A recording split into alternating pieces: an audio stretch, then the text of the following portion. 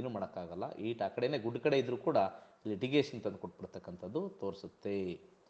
So ಇದು property ಮತ್ತು ವೆಹಿಕಲ್ಗೂ same ಬರ್ತಕ್ಕಂಥದ್ದು. ಹೆಲ್ತ್ಗೆ ಬಂದಾಗ 4 ಡಾನ್ ಆಗ್ತಾನೆ.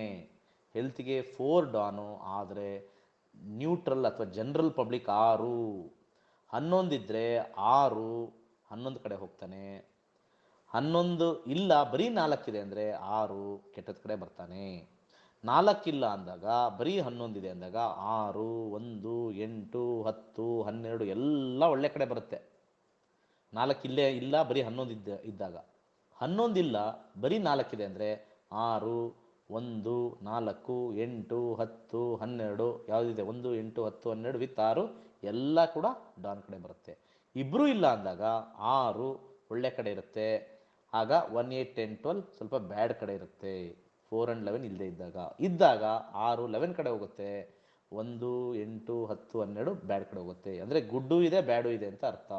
ಗುಡ್ ಹೆಲ್ತ್ ಕೂಡ ಇದೆ, ಬ್ಯಾಡ್ ಹೆಲ್ತ್ ಇದೆ ಅಂತ ಎರಡೂ ಇದ್ದಾಗ.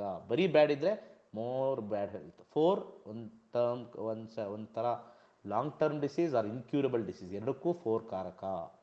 ಕೊನೆಯದಾಗಿ ಲಿಟಿಗೇಷನ್.